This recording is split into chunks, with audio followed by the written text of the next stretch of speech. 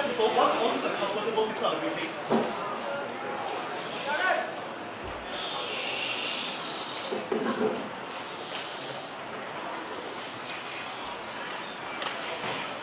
Yeah, also handphones and pages and stuff is silent. Thank you very much.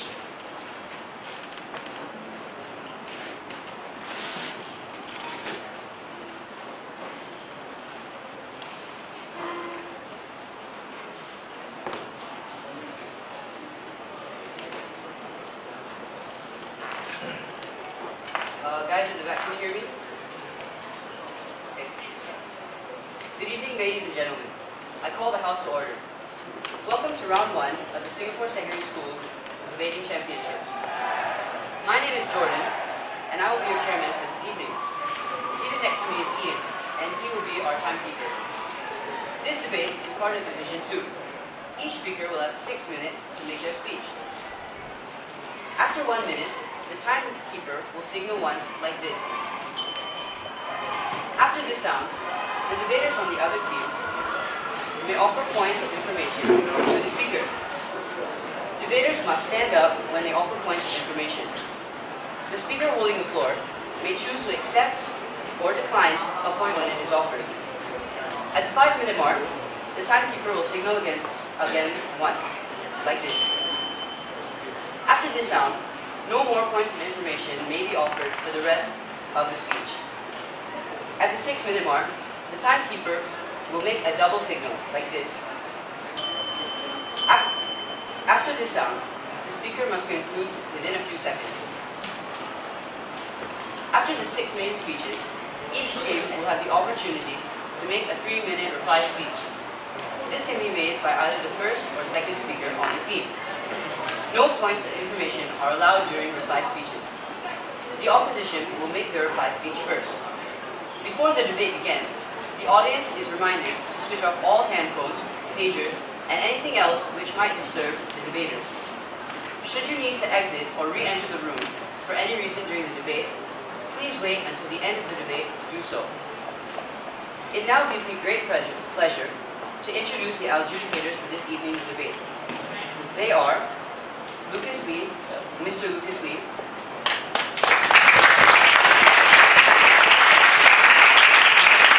Ms. Isabella, and Mr. Yu Say.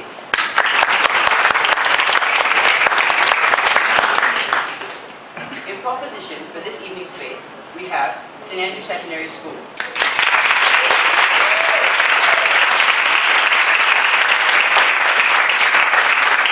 The first speaker is Rishi.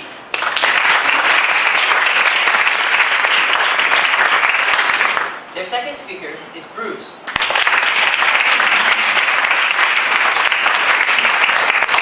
And their third speaker is Isaac.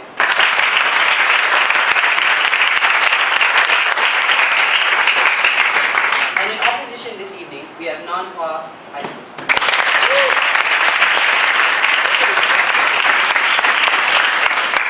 The first speaker is Wei Ming.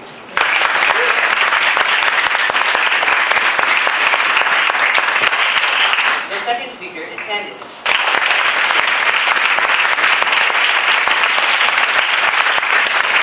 And the third speaker is Junyi.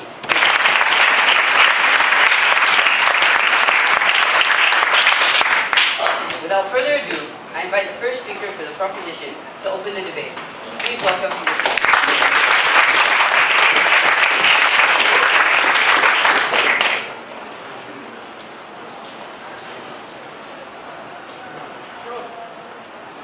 An internship is nothing more than a nice way to say institutional exploitation. Ladies and gentlemen, Side Proposition believes in a capitalistic principle where an individual should be paid for valuable labor, which we will prove to you in today's debate. Our definition today: company, a commercial business or organization, a legal entity which hires people or organizers to work towards achieving a common goal for the betterment of the company, often to generate profit for the company itself. Now, Google and JP Morgan are examples of such companies which hire people to generate more revenue for itself. Now, second, interns. Interns are people who enter a company to gain real-life work experience in a context that is similar to that of a paid job. These individuals are very often students in college or universities who do not have a full-time employment, who often perform several general tasks that might include filing, assisting in presentations, and generating ideas. Thank you, ma'am. That most full-time administrative staff are already doing.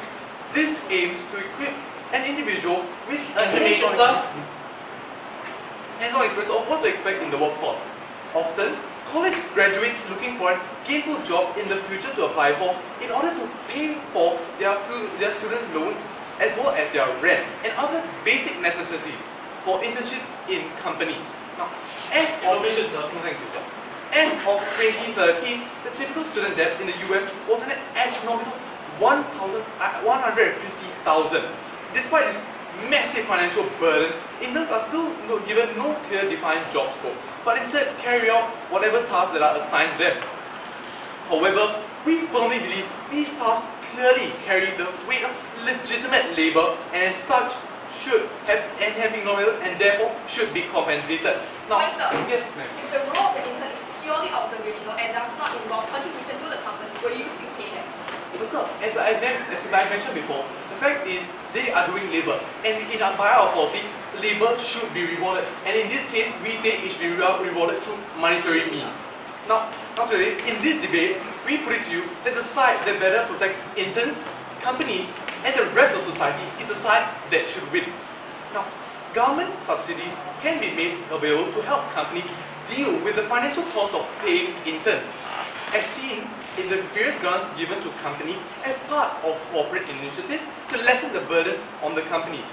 Additionally, we also support practice of companies providing healthcare, dental, and other personal benefits coverages to their workers, which we suggest should be extended to interns. Now, our policy will require companies to pay their interns a sum of money based on the work or the task that they perform. Now, this simply means that analyzing the salaries of full-time employees who are paid specifically to perform such tasks. Information, sir. Thank you, sir. Companies will determine a monetary value to pay interns, which can be done through a variety of measures, such as looking at the intern's qualifications and paying interns a comparable wage to someone of the same job scope. The exact amount will be left up to the discretion of individual companies, but we would require the country's labour ministry to approve of the pay to ensure it is of a fair compensation. We do this to ensure thank you, ma'am. To ensure companies do not underpay their workers, and therefore we can do this here. We also support government grants to companies in order to aid them in paying their interns. For example, the SME Talent Program in Singapore. Thank you, sir. Now, I, as the first speaker, will be proving to you how not paying interns will subject them to exploitation, while my second speaker today will show how it prevents inequality and it provides a better working environment. Now, my first point is how it exploits interns. Now, the thesis for this argument is simple. No, we believe that not paying interns is unfairly and unacceptably exploiting them despite their contribution to the company for the work that they do. We stand on the base premise that our society believes in fairness. And this means that every individual deserves compensation for the valuable labor that they produce. Now, moving on, I will explain how the work that interns perform thank you, sir, has legitimate economic value that benefits the company and hence deserves remuneration. Interns perform valuable tasks for moderate periods of time, such as contributing to projects or offering current insights on organizational development. Interns in JP Morgan consult with clients on business strategies and take part in industry or product research, offering current insights to key parts of the bank's businesses. We think that tasks like this are clearly beneficial to the company because interns this increases companies' organizational productivity.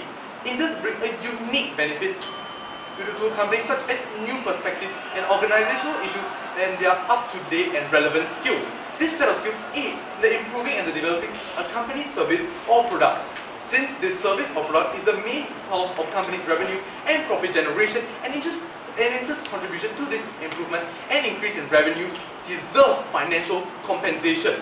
Furthermore, the organizational skills that interns provide help companies be more efficient overall by reducing the workload on the full-time employees in the current company that contribute directly to the company. Even if interns are doing menial work, it still benefits the company. regardless of the size of the company, be it in fashion, politics, or other arena, depends on elbow grease, small details, and other boring tasks to keep it functional and thriving. Therefore, it is morally upstanding thing to do to remunerate them for the labor that they do for these companies. Therefore, to summarize today's debate, I have shown you how this work that they do helps the company to rake up a larger revenue, and that's why you should side aside provision. Thank you.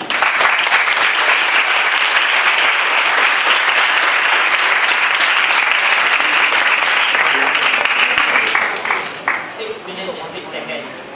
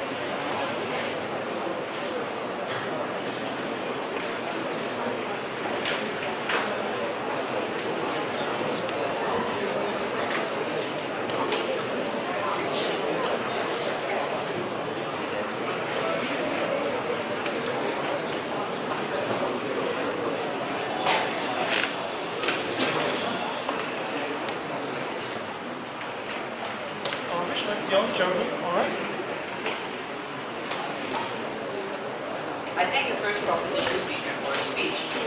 And now, to open up the case to the opposition, I call upon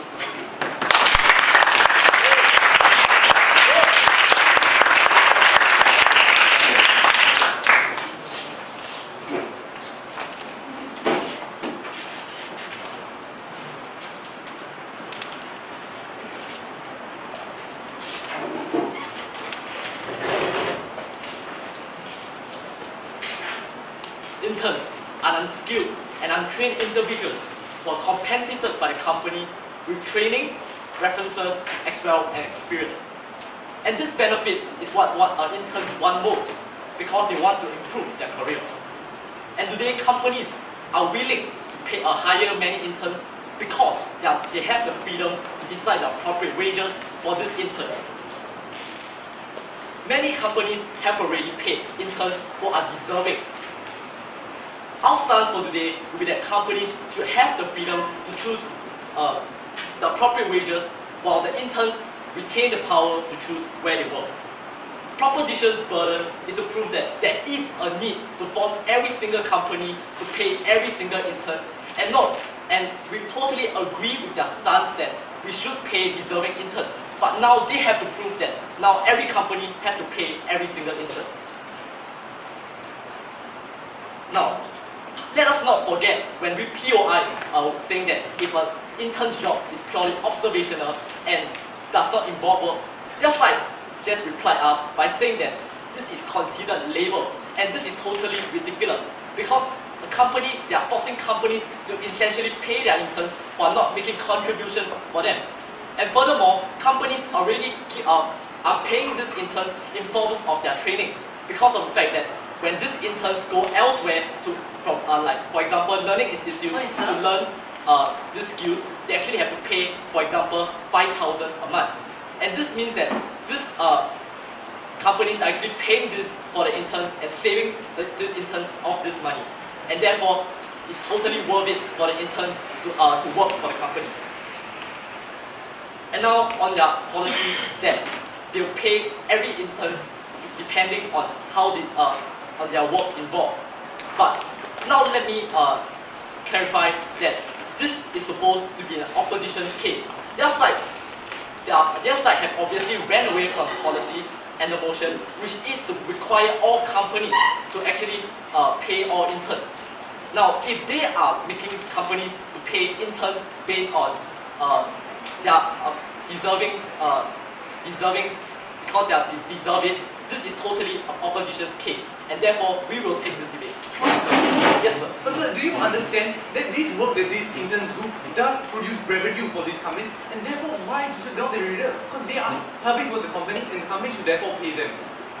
Yes, we agree that if an intern is deserving and this company feels that they deserve it, the companies can pay these interns. We are totally fine with that. But it's ultimately up to the company's choice to choose whether to pay these interns and not. We do not want you to force them to pay these interns. And now on to their point on exploitation. Their side claim that there will be exploitation, but there will be no exploitation as these interns ultimately they can leave anytime, and also if they can spread this through social media, and therefore this will cause negative comments on the company and ruin the reputation of the company. And thus, companies will want to avoid this, and thus will not exploit their interns at all. Our case division for today is that we will harm poor interns. Secondly, on harming educational goals of internships, as well as harming small and medium companies. Harming interns. When forced to pay these interns, companies will now reduce or eliminate interns as a form of budget. Now, all students and graduates will now lose their chance to have a valuable work experience, and this will thus make them harder to get a job in future. Now, the reduce in internship slots means that the companies will now use academic standards in order to hire these interns. Only people with the top grades of well-connected families will now be able to get these internships. And this is especially harmful for the interns from the lower income background because they simply do not have the best academic results or the best social networks. It's seen that the lack of internships is now especially harmful for the poor, since that one of the main ways they can get recognized for their work is through their hard work and ability. And now proposition is now depriving them of this chance. For example, the amount of interns from low background who get into top companies' internships is only a low percentage of 5%, compared to the majority 80% who are from top university, straight A students, for example Harvard or Oxford. And this means that how your now side proposition is actually harming these poor interns. So thank you. And now on my second point on harming educational goals of internships. Currently, interns are seen as trainees by the firm, and the main emphasis of the internships is to get experience and training. And firms are actually willing to invest time, resource, and energy by training them. If the government now forces companies to pay wages to these interns, it now shifts the emphasis of internships. Companies will now actually justify their wages spent on these interns by demanding productivity. And this means that there will be less time spent on exposure as well as experience. At the same time, companies will actually now define job scopes for these interns. For example, if you're an intern working for Apple, this means that you can originally explore as many departments as you want for exposure. But now, for productivity purposes, the companies now assign you to specialize in a department. For example, the marketing department, when you can actually explore the manufacturing department and so forth. And this means that it defeats the whole purpose of internships.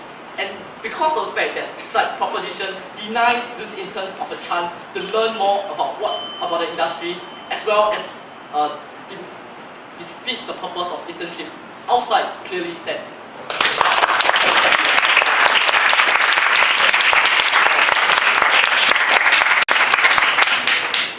6 minutes and 9 seconds.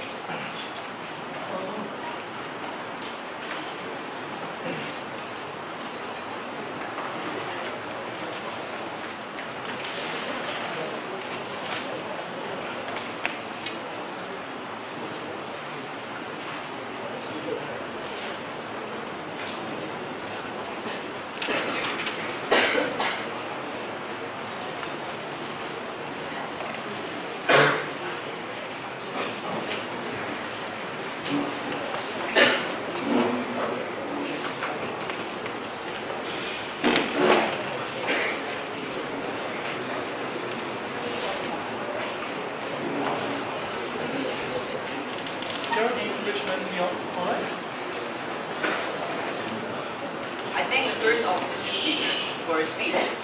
And now to continue the case for the proposition, I call upon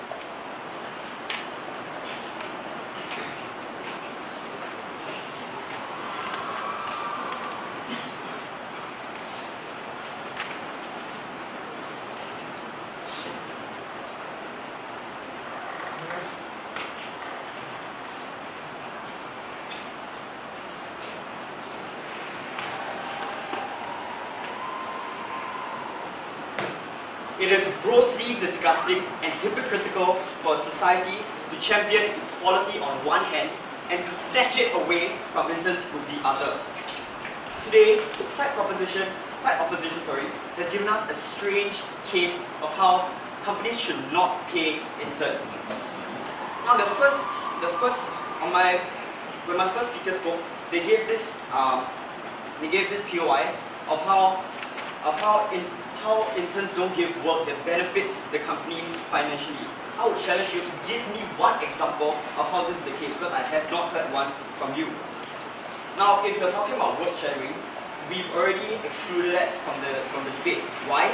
Because in our definition, we've already said that internship in our definition only includes that when you do hands-on work.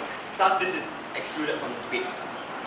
Now, if interns are doing work for the company, they deserve financial compensation, as my first speaker has already pointed out. Therefore, companies need to pay the interns.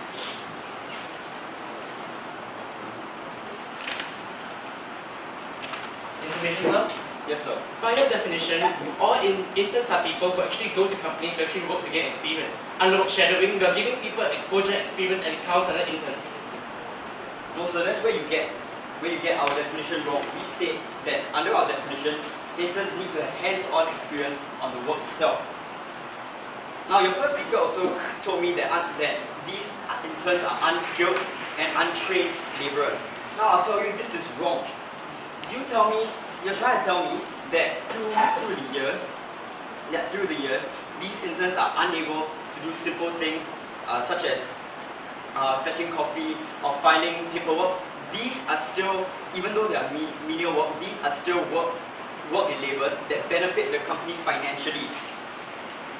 Therefore, they should be compensated and companies should pay them. Now on to... Point, sir. Yes, ma'am. If these interns do not do the work required, will you still pay them? Could you please elaborate that? These interns deliberately not do the work required, such as filing these paperwork. Will you still pay these interns? If they deliberately do not do the work, just like any other employee, we will not pay them. This is a ridiculous suggestion. Now,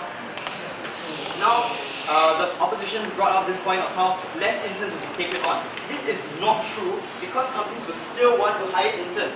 Why? Because interns still have unique skills that will benefit the company that other workers cannot provide.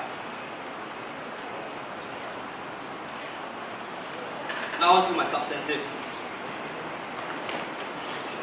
First, this house would require companies to pay their interns, and it addresses inequality. This inequality stems from the fact that interns usually have a variety of financial burdens, such as insurmountable financial loans and high expenses from meals, rent, and travel. Poor and middle income interns need to work for an income to deal with these burdens. As such, they cannot survive on free internships. Taking up unpaid internships will force potential interns to choose between a wage that satisfies basic necessities, or interning at a company to improve their future employability. This choice is especially detrimental to students in the lower socioeconomic band who simply lack the resources to pay off these expenses and loans without a job that pays them. As such, these people are often obliged to take up part-time jobs instead of internships that will help them improve their chances of getting higher-paying jobs in the future.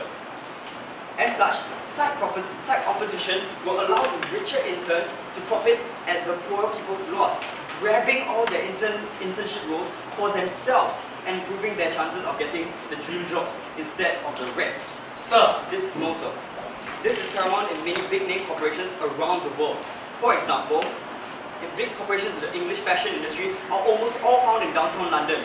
These corporations often require interns to live in a nearby apartment for which the rental is ridiculously high, thereby preventing poorer interns from taking up these positions that they may be genuinely talented at or have a passion for. On the other hand, our policy of requiring interns to be paid by companies ensures that they are paid enough to survive. As such, poor interns are no longer forced to make this inhumane choice between their basic needs and future employability. With the financial freedom to apply for a position that they can really excel in, our model promotes greater equality and opportunities for all interns and helps them to bring them outside of the cycle of poverty. We offer all interns equal opportunities to grow and excel addressing the issue of inequality here. Now secondly, our policy will provide a better working environment that promotes growth and development for interns. As companies will be paying interns, they will want to make the best of the financial investments in that. This means that the interns will not be given menial tasks and are likely to do work more similar to that of a full-time worker. As such, they will gain more experience and upgrade their skills, and allowing them to open up a higher wage bracket and further enabling them to get out of the cycle of poverty. As such, I'm so proud to propose.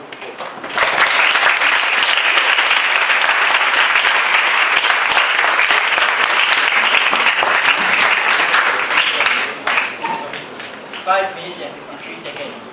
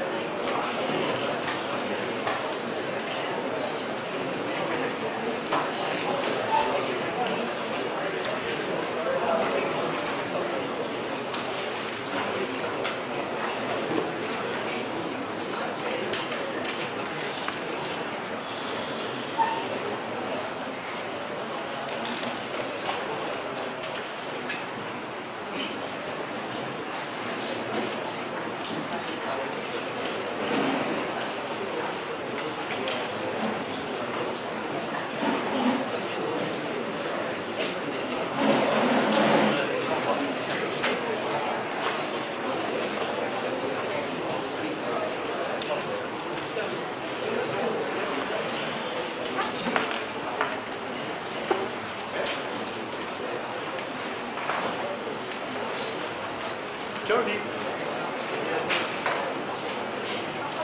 I thank the second proposition speaker for his speech. And now, to continue the case for the opposition, I call upon Candice.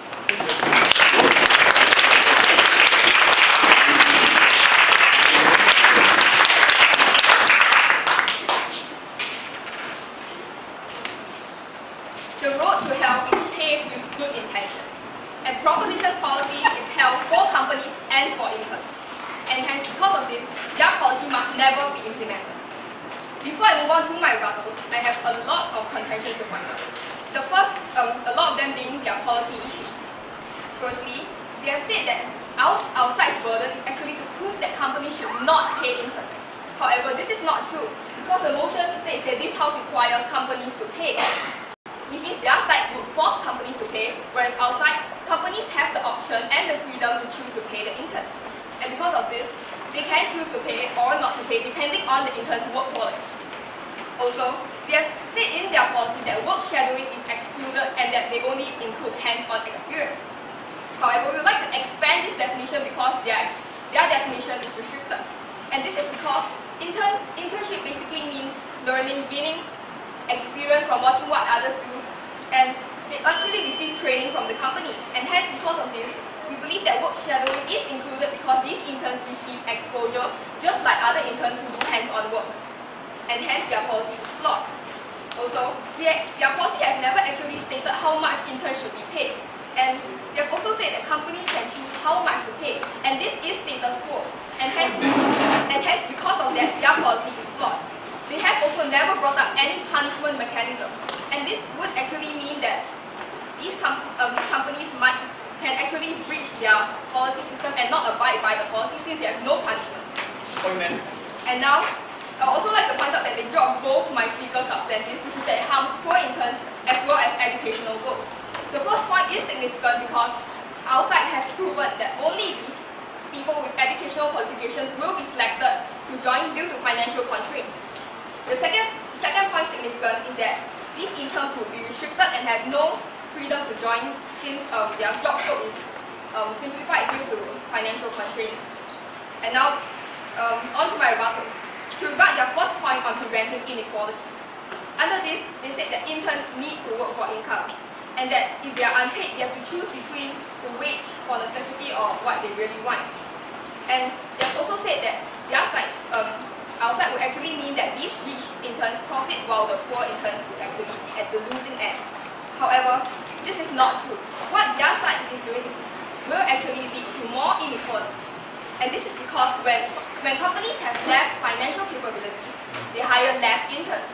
And because of this, they only choose those with the higher educational qualifications, Wait, ma'am. which are normally rich people who can afford tuitions to reach that status. And hence, because of that, their policy is actually harming the poor because they are by making companies pay interns, only the richer people get to go for academic programs. Yes? Ma'am, haven't we already told you that having interns would therefore build a larger revenue? As a revenue, they can hire more interns eventually, right? Thank you, sir.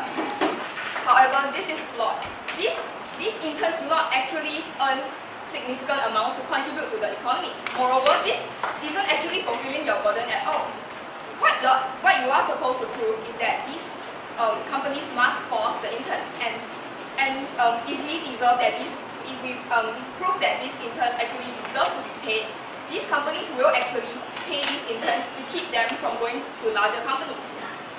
And on to rebut their second point of better working environment. Under this, they said that the companies will make best of the investment and that they will work these interns like full-time workers. This is plain exploitation. When you pay these interns, the companies now have a higher expectation of the performance of the interns. And because of this, they don't throw all these menial tasks or force them to learn anymore. They instead force them piles and piles of workload. And this is to satisfy and justify their pay. Hence, because of that, they are point false. They have also rebutted by saying that, rebutted our side's definition by saying that interns are not unskilled and untrained and can do proper stuff. However, this makes no sense, and it's actually, we actually agree with it because we will compensate these interns if we believe that their work qualification is good. And thus, and now I'll move on to my substantive on how proposition policy will harm the small and medium enterprises. These small and medium enterprises, also short for SMEs, operate on shoestring budgets, and examples are cafes and startups. These new SMEs are often so cash-strapped that their owners work without salary. Lack of funding, coupled with no proper advertising as well as the fresh graduates' preference for MNCs, means that SMEs have difficulty attracting workers. And hence, internship is a vital avenue through which SMEs attract and identify these future employees. When SMEs have no money and are forced to pay interns, they will have to take costly loans and to finance their internship schemes. This will increase their financial difficulty. Either that, or SMEs shut down internship programs because they cannot afford these programs. And hence, because of that, they are unable to recruit workers from intern pools, and since there are less or no interns due to financial constraints that are accepted. And without essential workers, SMEs will fail. And this leads to massive job losses and an economy dominated by the MNCs. SMEs represent 99.7% of all employers, and they provide 60 to 80% of new jobs annually. Studies also show that 50% of SME staff are former interns, whereas for MNCs it is less than 5%. And hence, because proposition's policy does more harm than status quo, we do not believe in the need for policy, and this motion must fall.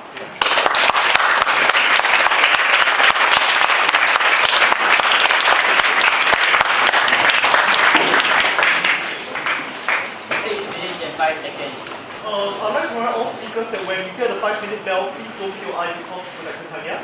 Okay.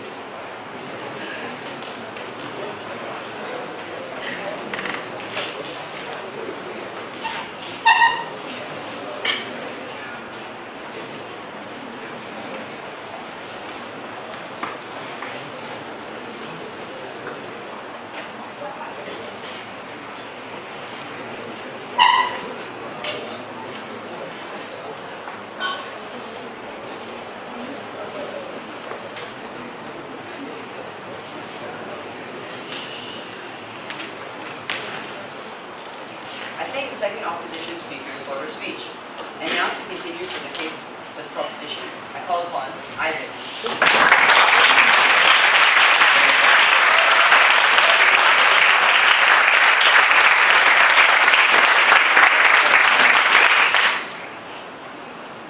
Fairness and equality. It is side proposition that champions these two principles today. Here's why.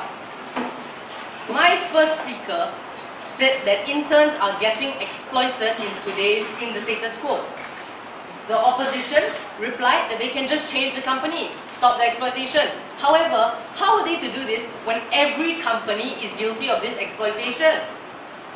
Next, they said that they keep bringing up the point that companies can choose when and when not to pay.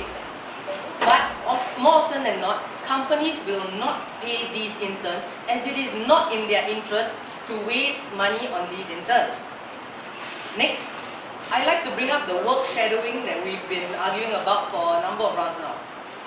The work shadowing is more like education than an actual internship. An internship, by our definition, as we stated before, is one where there is hands-on experience, and therefore work shadowing does not fall under this. Next, side opposition. Information, sir. No, thank you, sir. Side opposition is treating the poor like they're stupid, like they're imbeciles. They're saying that because companies will only take the best interns, the poor cannot get in. What does this mean? That the poor are not smart? That the poor cannot make it to the best universities? I don't agree at all. And frankly, I think that this is extremely offensive. Next, they brought up the point that SMEs will struggle when our policy goes through. However, I disagree. Point, sir. Yes, ma'am. Will you force non-profit companies to pay interns, and if so, where will this money come from? Yes, ma'am, I force non-profit companies to pay interns, as interns in non-profit companies are not volunteers. They are not the same thing. Volunteers have chosen not to take pay, whereas in a non-profit company, interns are there to do work for the company and thus deserve remuneration. The pay would come from whatever revenue that the company is obtaining in order to continue running the company. Going back to my point to address SMEs, without interns, you say that SMEs will fail. If you keep insisting that interns are of no consequence and they are not that skilled, then why is this the case? And also, there are schemes in countries that allow SMEs to get grants in order to support interns. These grants... Sir? No, sir. These grants allow SMEs to hire interns as long as they follow certain payment guidelines. This will negate the exploitation, the pay exploitation that side opposition claims is going on. Speaking of that pay exploitation, we also have a point to counter that. Side opposition, I'm assuming, says that employers will be able to pay interns little to nothing as compared to what they are not paying now. However, is this really that different from what is going on in the status quo? After all, if they are paying the intern anything, the intern is allowed certain rights under labor laws, such as the right to sick leave, the right to reasonable pay, and such. However, in the status quo, they are exploited, made to work without pay, and not even allowed to complain. Therefore, it is very clear that in the status quo, this problem is even more rampant and more serious. Point, sir. No, ma'am. Moving on. They talked about interns only needing experience in an internship. This is untrue. Interns want to gain experience. Point, sir. No, sir. But also want to be able to put a roof over their head to survive. A right that side opposition is robbing them of. We feel that this is unacceptable.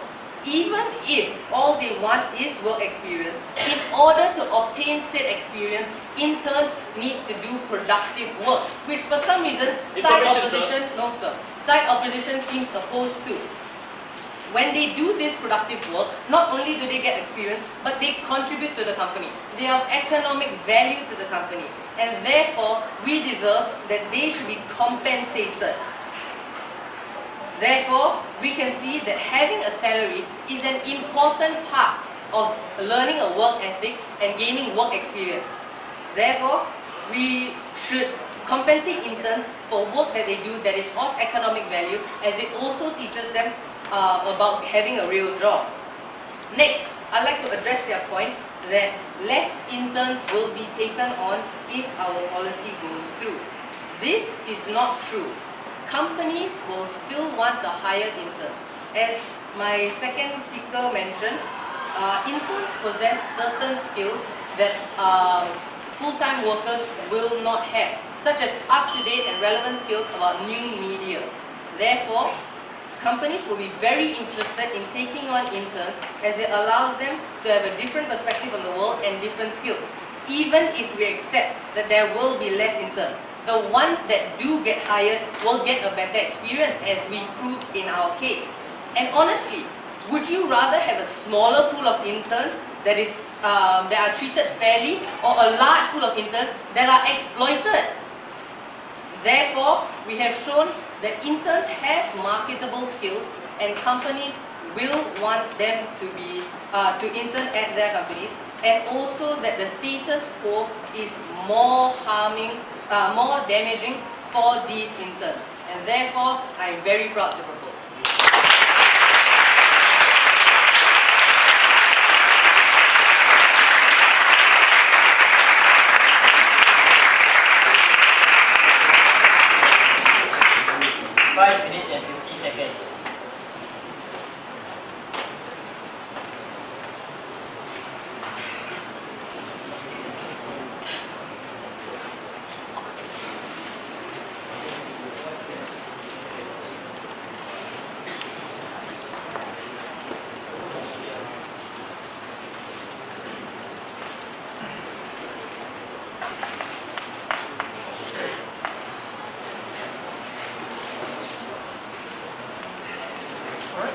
Alright.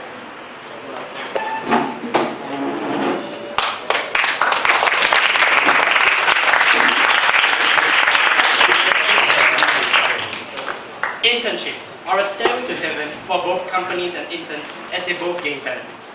However, forcing all companies to pay all their interns destroys these benefits for both parties, creating a living hell for both companies and interns.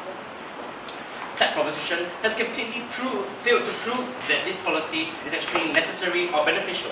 As opposition, we have proved on and again that this policy is actually unnecessary and even harmful to a full extent. And I will further prove this through my two clashes, which I will be bringing up later on. However, I would like to point out, before I go on to my clashes, that the speaker has failed to tackle my first speaker's substantive on how it harms poor interns and harms the educational benefits of internships. Now, these two are significant, as my second speaker has mentioned, that because poor interns actually stuck in a poverty cycle if all companies are forced to pay them.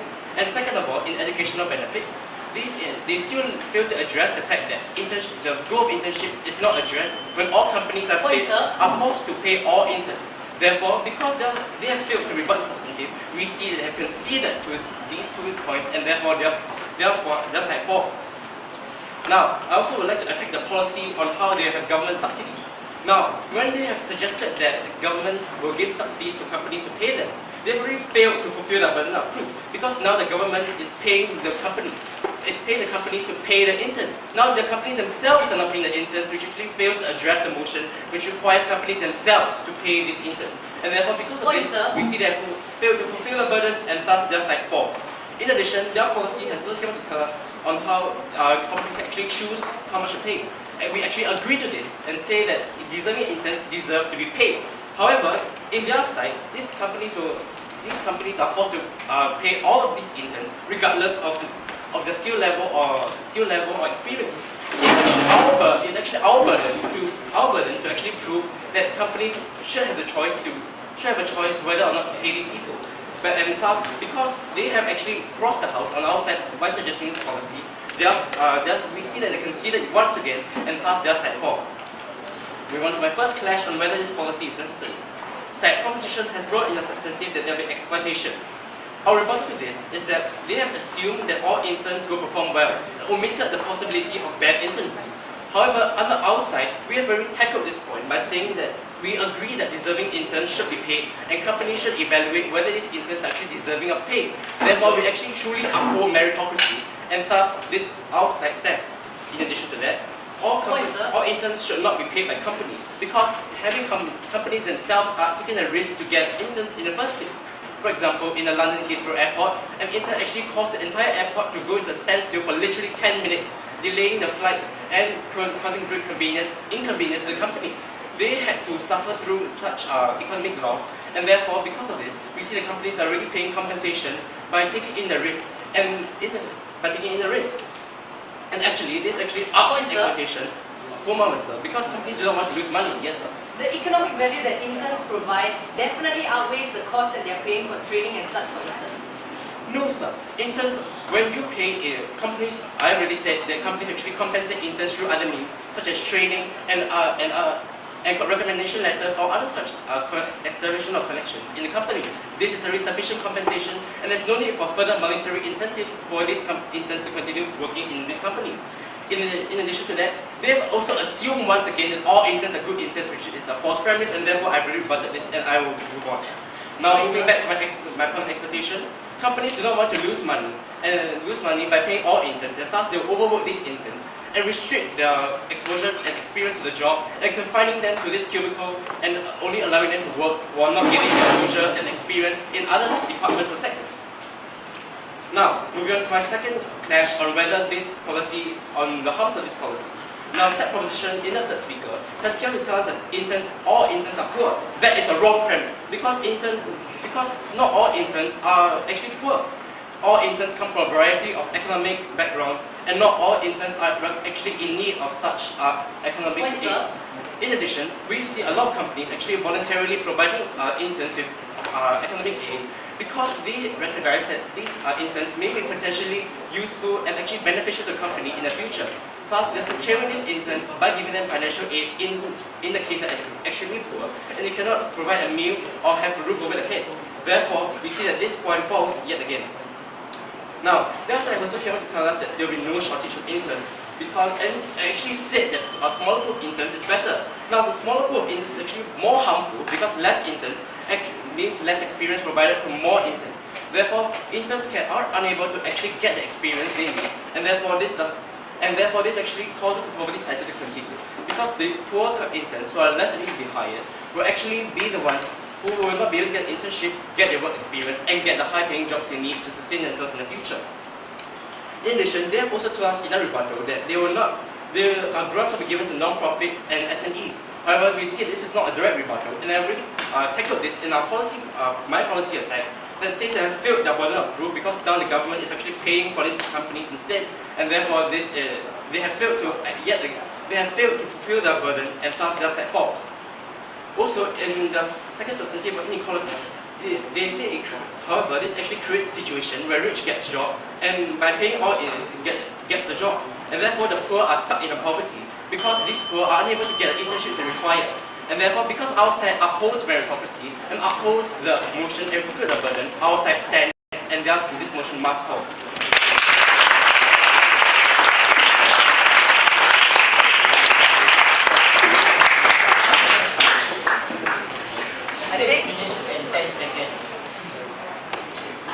I thank the third opposition speaker for his speech. In a moment, we will move to the team's 3-minute reply speeches. The opposition will deliver the reply speech first. However, before the reply speeches, we will now have a 2-minute break, during which the speakers can confer with their teammates, including their 2 reserve members.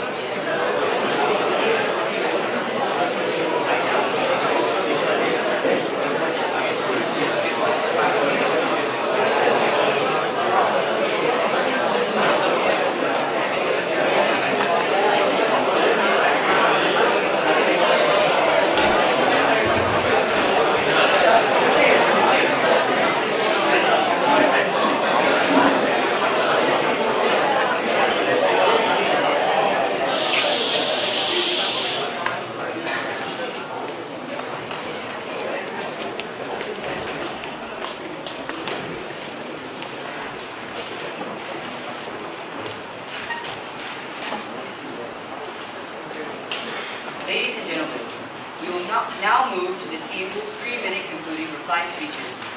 There are no points of information during reply speeches. After 2 minutes, the timekeeper will signal once to let the speaker know that they have 1 minute left. After 3 minutes, the timekeeper will signal twice. To deliver the opposition's reply speech, I call upon Candice.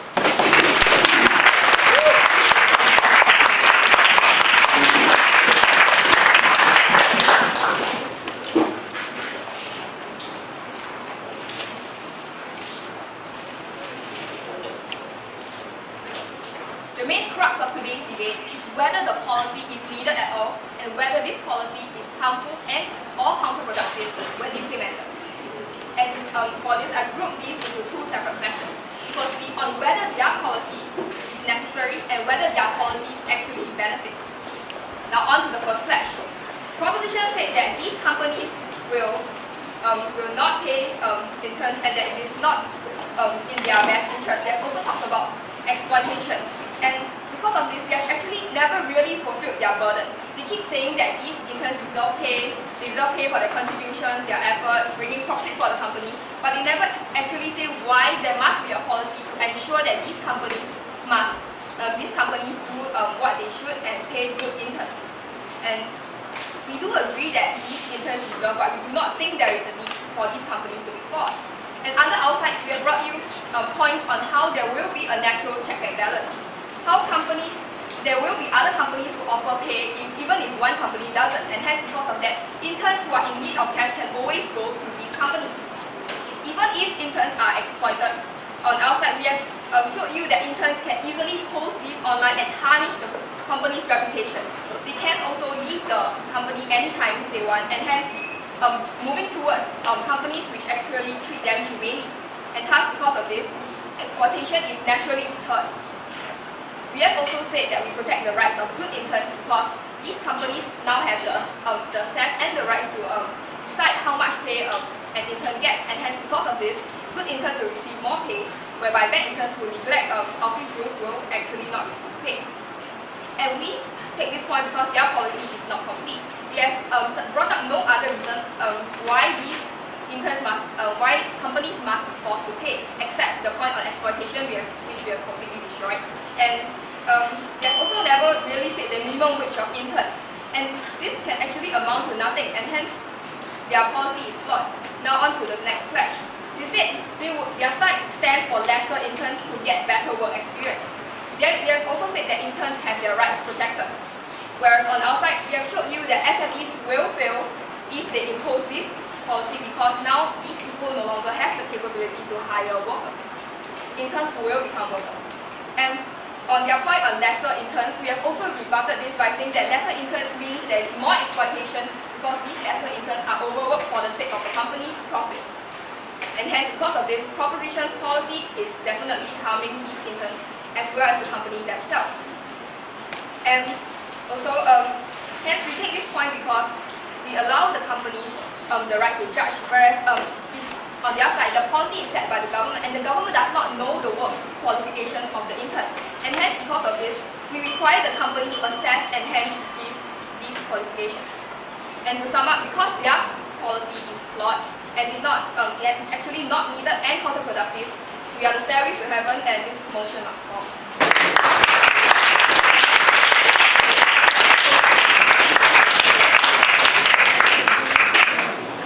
13 minutes and 14 seconds. Hey,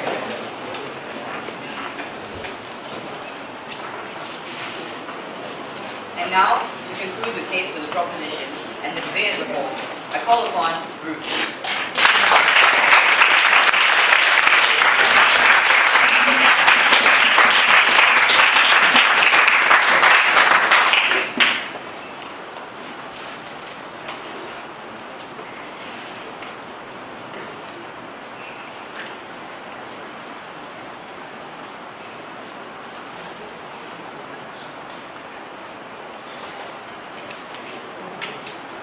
We, as Prop, have shown time and time again of how our policy would directly help both interns and companies. However, they have refused to join us on this point. there is a need to do labor for the company, and interns clearly do it as part of the internship, but you don't seem to, side opposition doesn't seem to understand that. They keep saying that the work that interns do are not financially beneficial to the companies, and therefore should not be compensated. They should not be compensated for the work that they do. However, every single one of our speeches has talked about this point of how it is beneficial to the company, and therefore they should be remunerated for that. Also, they haven't clearly shown us at all of how interns are being exploited. On our side, we have shown you, and they don't seem to understand that. Also, during my second speech, I challenged them to give me an example of any internship work that does not qualify as beneficial, and they could not give me a single reply. So that shows us that they don't even know what they're talking about. So they can't even give me an example of how internship does not help the company. We have also shown that interns will get more experience and become better workers in the future in our second and our third speech. Also, the second opposition brought up this point of how companies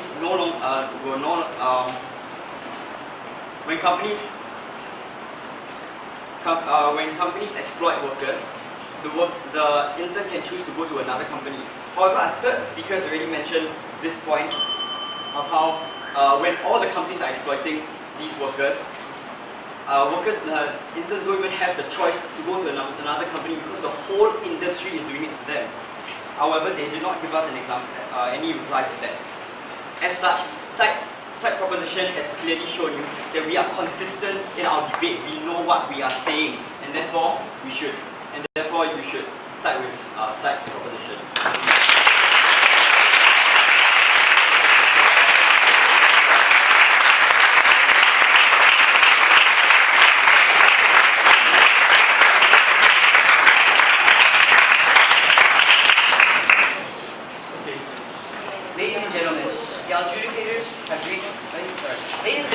The adjudicators will complete their score sheets and then retire from the room to discuss the debate. They will return shortly to announce the results of the debate. Please stay in this area and do not disturb the adjudicators when they are concerned.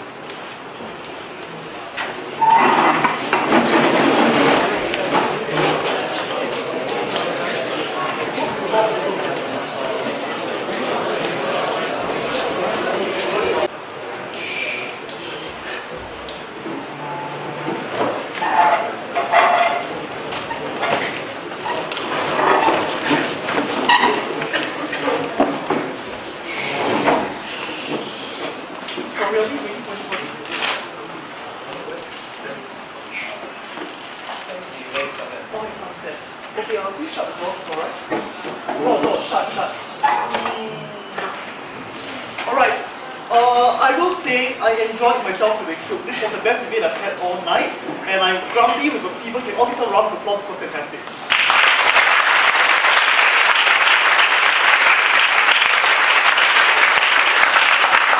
It was also nerve-bitingly close. My margin was a half point, and I think the judges can speak to that we had a lot of trouble deciding who the winner was. There was a violent split among all of us, but I shall talk about it much later. I first want to talk about a few things that you all should bear in mind for future debates.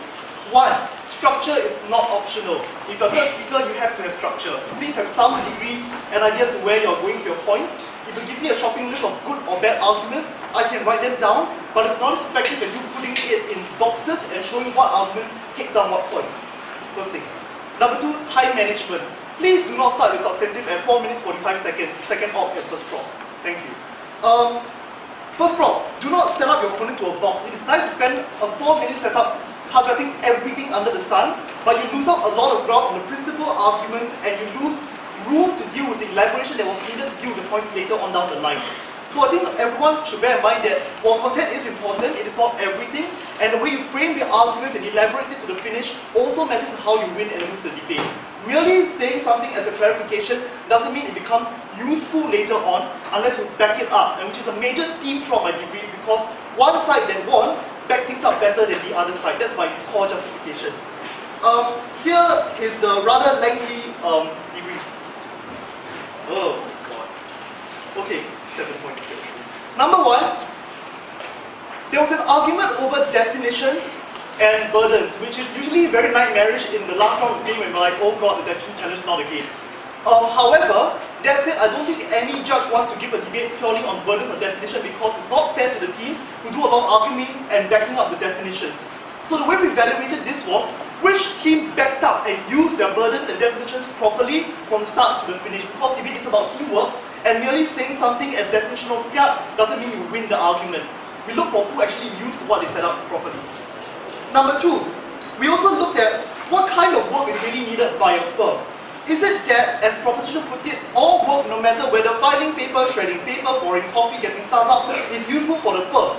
Or is it, as opposition said, that not all work is useful to the firm and therefore, which is a separate claim, that the firm should have the right to decide what is useful and what is not? That was a major thing we clashed on. We also wanted to look at the interest and incentive of companies. Will they pay their workers if left alone? And, not to mention, there are two kinds of companies. The big ones, the MNCs, and small medium enterprises or SMEs. Do the incentive structures differ between these two companies? And did the sides of proposition and opposition use these burdens properly in the end to win or lose the debate? I mean, you can say a point, you have to keep using it, you know. Will natural checks and balances in the status quo actually work? What is the incentive of companies? Will they not pay their intern at all and mistreat them? Or will they pay their interns somewhat, despite there being no obvious economic case to do so? Which side better substantiated this economic case? And contrary to popular belief, there was an argument which was really hotly contested, the effect on the poor people. So both sides, please don't strawman each other. You all did a good job engaging on it. Is it the case that more people will get work experience outside opposition and that's good? Or are we willing to trade off and have less people get work experience, but that's more meaningful and helps them get a better job? So these are questions we all dealt with. In the end, the judges decided on three main themes. One team was more incrementally consistent and built up on ideas from start to finish, while the other team had some good ideas, but they were not crystallized and crystallized in the end. Number two, one team was a lot more comparative between the world of now and the world of the policy, and therefore we presented both sides of the coin better, allowing the judges to see very clearly which side was winning and which side was losing at what points. And number three, one team did a lot better in engaging on key issues, and I must say, the quality of engagement, the kinds of points that were used, were very important in determining the winner of this debate. And the last one is probably what swung all of us. This was a unanimous decision, but very close. The best speaker of this debate, after horse trading and wrangling outside, goes to the third speaker of the proposition, Isaac.